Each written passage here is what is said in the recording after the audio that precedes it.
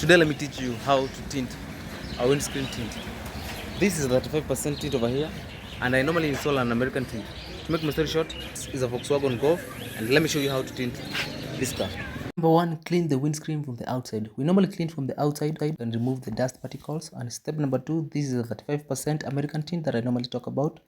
So step number two, take your tint out from the box, because you cannot tint if you don't have a tint. Anyways, unbox your tint. And step number three, apply your tint on the windscreen. Talking about applying, talking about cutting the tint to a specific size of the windscreen. So this is called the measuring of the tint, and then we cut it to the specific size.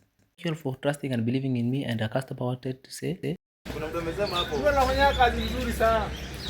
thank you all for everything. Anyways, cut the tint according to the specific size of the screen. Talking about the windscreen, then return the tint to the box. Unajua lazima kwanza urudishe tint penye ilikuwa, because this tint is very expensive, so lazima nirudishe vizuri and then nirudishe kwa box penye ilikuwa. So what we're going to do at step number 3, lazima kwanza nisimame hapa and then I pause for the photo. This is the squeegee. This is my towel. I normally use the towel not to bath but to funika the dashboard. So lazima tufunike dashboard.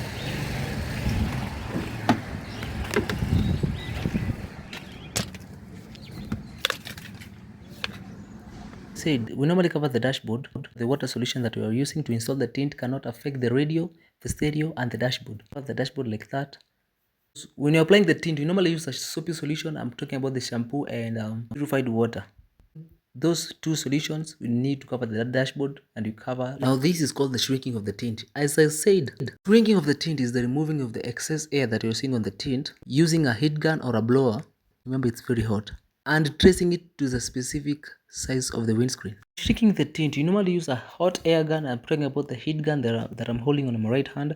You normally use a squeegee or a soft squeegee, and you can use a microfabric towel. To make my story short, subscribe to my YouTube channel, get me to 1,000 subscribers, and remember guys, we are located in Nakuru Town Government Road. Our number is on our bio. You can call 0757446430. And to make my story short, this is the shrinking of the tint, whereby I said it's the tracing and removing the hot air. You see there I'm squeezing, I'm using the hot air to squeeze the excess air like that.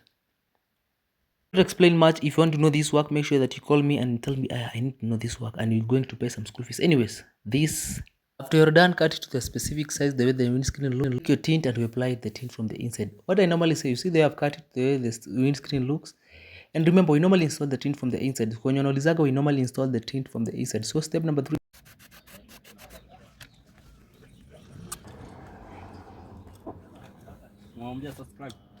Now this is how we install the tint. Normally check the gum where it is, so you know it has two sides, the rough side and the smooth side. You cannot understand this until you know this work. So we normally check the gum using my mouth like that, and peel the tint, very careful, and then you sprinkle your water solution.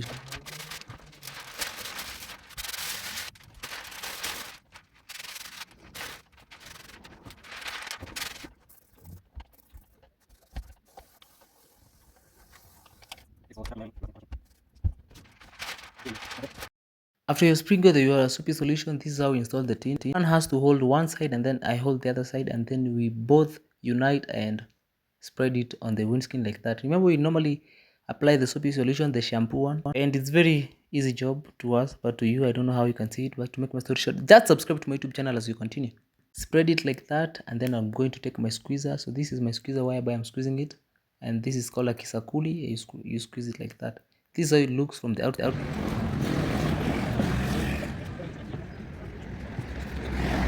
This is the final look. You can see how dark it is. Remember, this is a Volkswagen.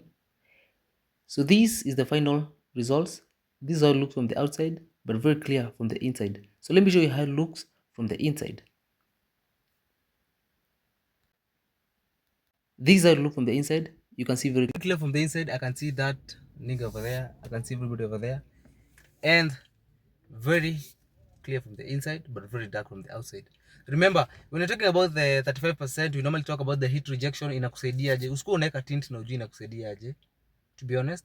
So what I'm trying to say is that the 35% blocks up to 70% UV rays. So hautachomeka na wale watu wanakuchomana mataa, watu wa Prado, unajua hizo gari kubwa kubwa. And the excess UV rays, ile unaendesha gari unasikia dashboard inachomeka mpaka inakuwa moto ukifanya hivi. You see? Inachoma. The 35% will help, but we have the 20% and the 25%. It blocks up to 80%, lakini hiyo kama wewe ni expert wa gari kabisa, I can recommend you install the 20%. 35% ukipatia hata mtu mwingine gari ataendesha nao vizuri, but the 20% itakusumbua kukinyesha. Hiyo ndio kitu watu wasemagi. The 20% itakusumbua kukinyesha. Mchana itakuwa sawa, but usiku utaweka kando. Ama kwanza ukue kama huna AC. To make my story short, this is the after results. Subscribe to my YouTube channel and make sure you follow me at MK Auto Accessories. You're located in Nakuru Town Government Road. This is the government road. You see, magari mingi zinapita hapo. Our number is on our bio, or you can call me 0757 446 430. You can come to my place, or I can come to your place. Book with me now, and this is the after results. Now you have to be the judge. Explain myself. Satisfied client. Book with me now, order with us today, and see you in the next video.